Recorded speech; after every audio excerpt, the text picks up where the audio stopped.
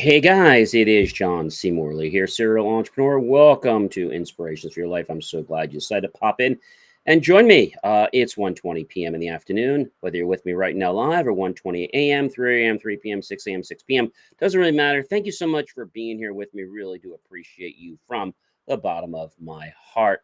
And our master topic we're talking about this whole week, if you are new to the show this week, we have a really great topic. We always have great topics, don't we? Why life is like why life is like music.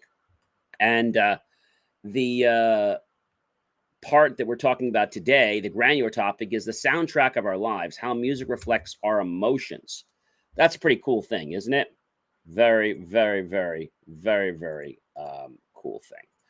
So welcome. I know Instagram might be just joining us. Welcome. You are tuned into Inspirations for Your Life. Thanks so much for being here. We're talking about why life is like music, and the soundtrack for today, no pun intended, the soundtrack of our lives, how music reflects our emotions. By the way, we are on series number 3. We are on show 39 and episode number 6. Welcome, everyone. Thank you so much for being here with me. Really do appreciate that. And I hope you guys enjoy the show here today that we have to share with you. Lots of great stuff to share with you. So first thing I want to say to you, all of you that are out there, is discovering the importance of rhythm in life and music is important. If we don't have a rhythm, if we don't have a pace, things sort of just get disjungled, right? In this episode of Inspiration Your Life, we're going to dive a little bit into powerful connections between music and emotional expression. So, like a captivating song, our lives are filled with melodies, rhythms, and harmonies that can shape who we are and how we relate to the world around us. So, do be sure to sit back, relax, grab yourself your favorite beverage or perhaps a snack or a fruit, and enjoy the show as we continue here. So, we're going to explore various elements of music and how these parts reflect our personalities and life experiences, unlocking insights that can inspire growth and resilience. Whether you're a music lover or just curious about emotional undertones of life, this episode will resonate with you, I'm sure. So we talk about melody and personality. So there is a unique melody that represents the essence of who we are. So if we go over to my good friends, Merriam-Webster, I'm sure you know Merriam-Webster, Merriam-Webster, and if we look up on Merriam-Webster, the word that I know you know I want to look up, which is a melody, right? A melody. So understanding what a melody is very, very important. So a melody is a noun. It's a sweet or agreeable succession of notes arranged to make sound. A rhythmic succession of single tones organized as an aesthetic whole. Okay. So very important there. Melodic, melodically, right? So we have the adjective and the adverb, right? The sounds melodically put me to sleep. The signs melodically transformed my state of mind into being immediately happy and joyful. All right. So thank you so much, Merriam-Webster, for helping us peg down on that. And the next thing I want to talk about is the rhythm and life experience we have. So there are different tempos of our lives and how these can influence our emotional journey. So you knew where I'm going, right? Don't you? I'm going to go to tempo. Yes, I'm going to go to tempo. So tempo, according to Merriam-Webster, is the rate of speed of a musical piece or passage indicated by one of a series of directions, such as a largo, a presto, a largo, and often by exact metronome markings, right? You might have heard different types of tempos before. So sometimes our life gets on a path where it's out of rhythm, it's out of tempo. And when music is out of tempo, oh gosh, it sounds like horrible. It's torture.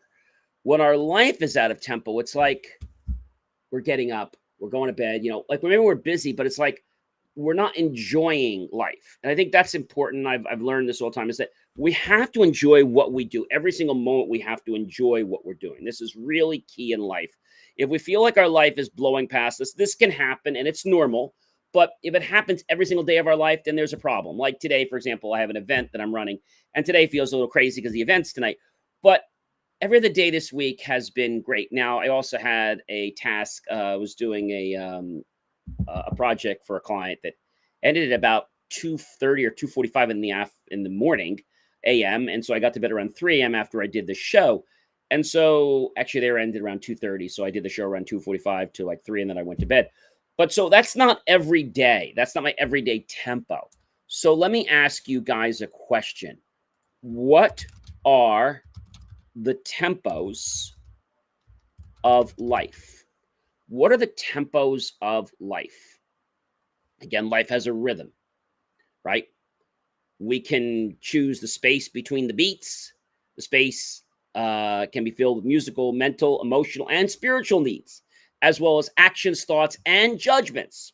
People can choose to leave space between the beats to experience life more fully.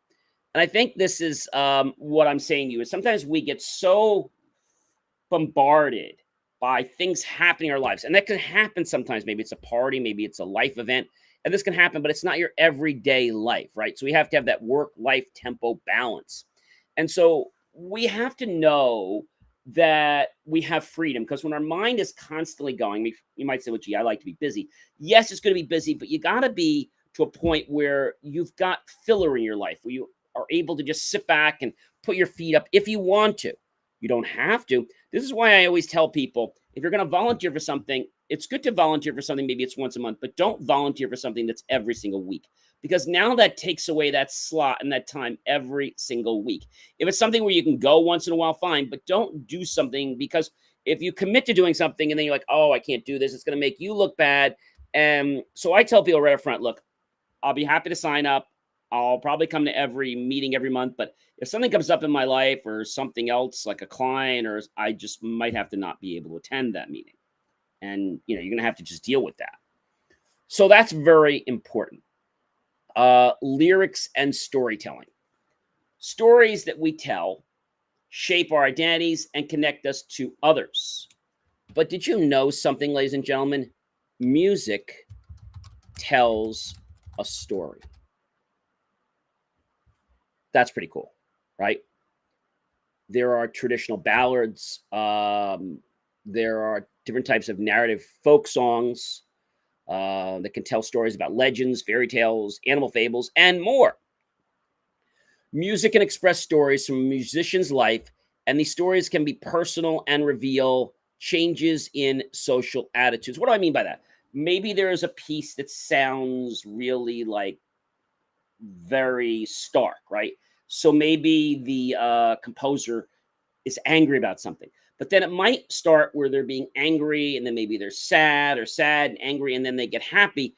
And so they make a piece about that. That's pretty amazing. Narrative music is a song type that tells a story. They're referred to as folk songs as they tell tales in music forms. Songs are essential in learning or telling stories as they help interpret the messages being passed and increasing its understanding. Now, it's not just about the sounds that tell the story, okay, because that happens, but sometimes there's lyrics in there, which it's important that certain lyrics tell a story. I know there was this person that was writing this song about his dog and missing his dog. So he wrote the song about his dog and missing the dog. And so you wouldn't know this about the guy that he was missing the dog until you heard the song. So he was this kind of guy that couldn't speak about things because he was very personal and he didn't want to share things. But yet, when he put in music, it made it okay to talk about. It made okay to express what was being repressed. Okay, that's very important. So music can be a good outlet for you. Dynamics and emotional range. Wow, this is a big one here, guys. Understanding the highs and the lows of life through the dynamics of music. That's a lot. Yes, so the dynamics of life with the highs and lows of music. So we have things in music called musical pitch. It's determined by the frequency of the sound waves. A high pitch is a high frequency, like a soprano, a violin, a flute, etc. Medium pitches, middle frequencies, like a viola, cello, alto, tenor. oboe, etc. Low pitches are low bass frequencies like bass, bassoon, bass, drum, baritone, etc. voices, right? So, pitch is how high or low a sound is. Under the umbrella of the concept of music, musical elements of harmony, melody, and tonality help to give music a real piece, right?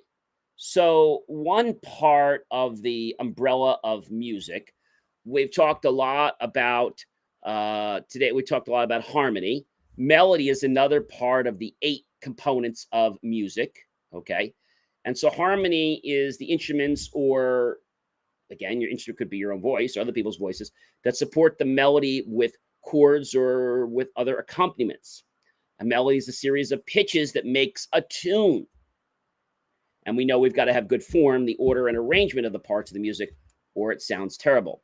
The dynamics is also referred to in the pitch of how loud or how soft the music is. So when we talk about music, we say it is it is piano, which, do you know what that means? Piano means soft or quiet.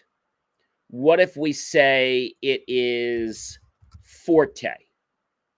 When we say forte, it means loud. Okay. How about if we say mezzo forte? What does that mean? So mezzo forte is kind of like moderately loud. Okay. Some classical pieces could be forte, very, very loud. Then some pieces are soft, called piano. Mezzo forte is moderate loud. Mezzo piano is moderately quiet. And piano is quiet. So we refer to them as forte, F for loud. Mezzo forte, that's M-E-Z-Z-O dash F-O-R-T-E, M-F for moderately loud. Then we have mezzo piano, M-E-Z-Z-O dash piano, M-P for moderately quiet. And we have piano for P. And these symbols are actually shown in music so you know how to play the piece if you are not familiar with a particular piece. Then we also have the genre and the identity. The genre and the identity. That's a pretty important thing. So an identity gives something its uniqueness, right? Preferences can reflect your own personal identities. Okay, so you might be saying to me, hey, John, what makes up an identity? Well, that's a very good question. So in our lives, it could be comprised of things like race, family, gender, sexual orientation, religion, society. They call something called castle status. Its base refers to the designation of people into groups based on family and ethnicity. Lifestyle, okay, that's very important. Personal values, political views. Again, we talked about sexual orientation, human sexuality, the way people experience and express themselves sexually. And then their personality refers to their temperament, their attitude. Some people have a grumpy personality, while other people have a very jovial, while some people have a Jekyll and Hyde, like one day they're this way, one day another way. I'll give you an example. I was talking with a client a few days ago, and the client didn't look at the silver or gold lining. They always looked at, well, you obviously did this wrong. You obviously did this wrong. What about the 8 or 9 things we did right? Some people, that's just their makeup, and you can't do anything about it. Okay, so improvisation and adaptability. Improvisation and adaptability.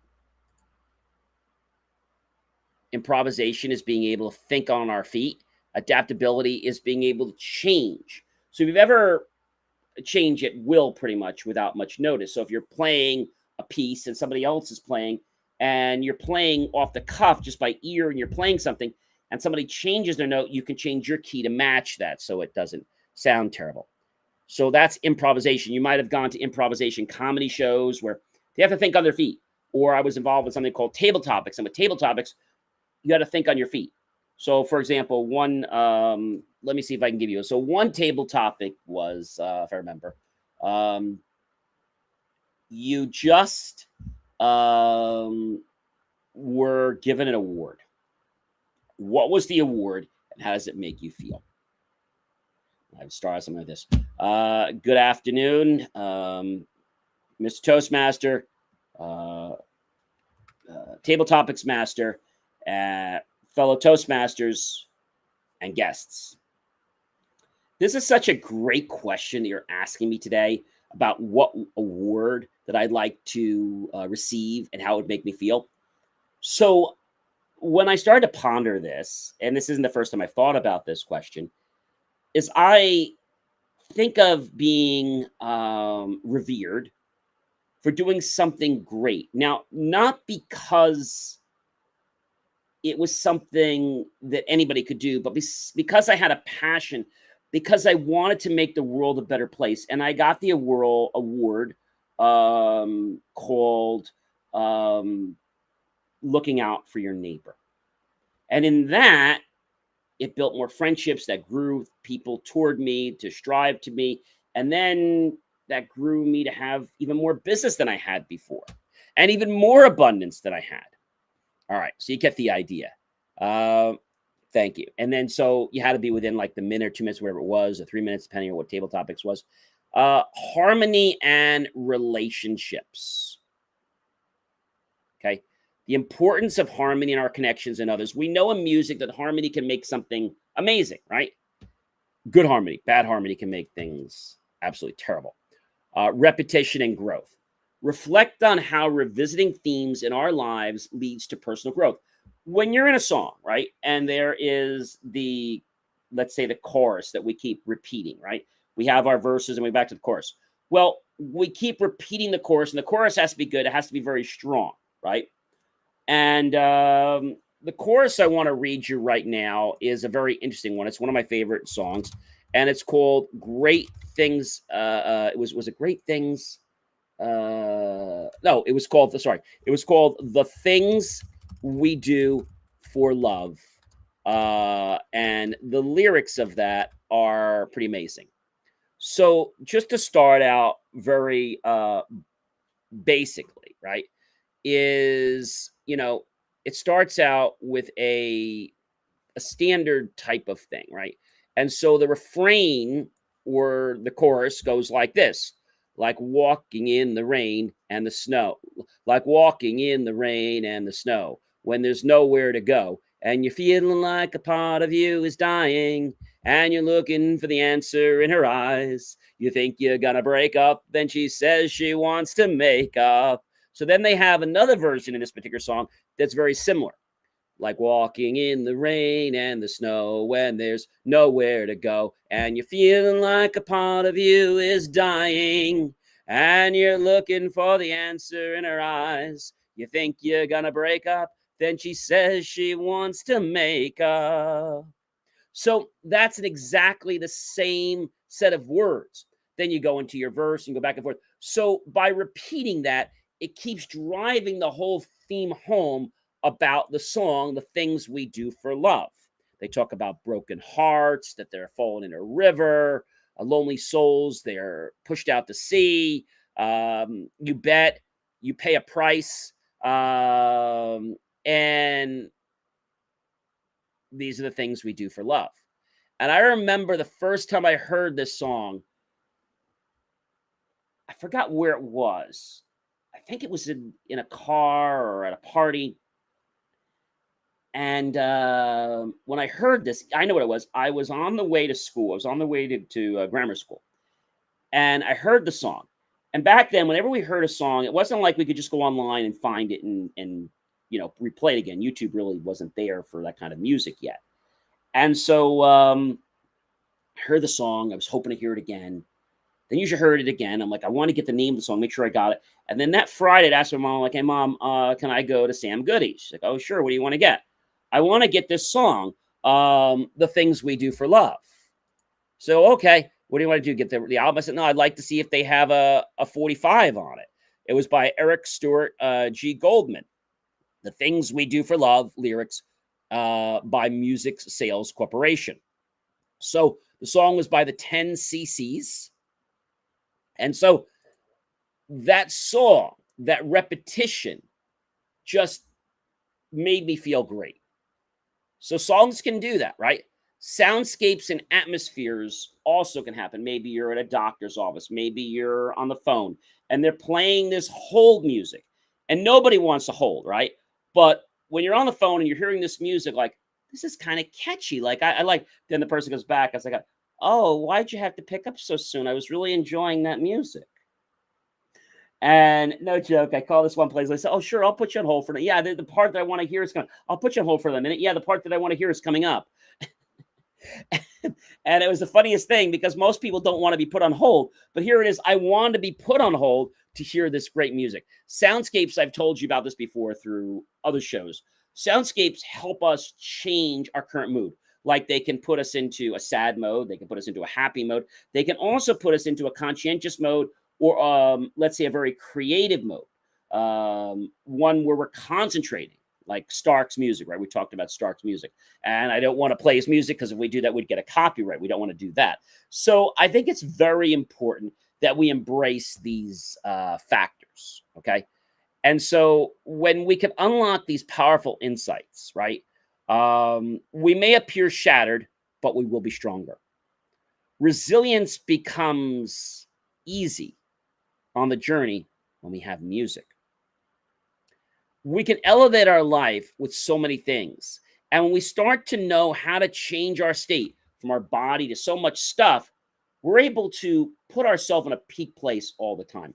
Ladies and gentlemen, I am Mr. John C. Morley. It has been an amazing privilege, pleasure, and honor to be with you this fantastic afternoon here on the Inspirations for Your Life show. I do invite you to visit believemeachieve.com for more of my amazing, inspiring creations that will empower you and, yes, change the quality, improve your life, and those you care so much about. I hope you have a fantastic rest of your day, and I'll catch you guys tomorrow. Be well, everyone.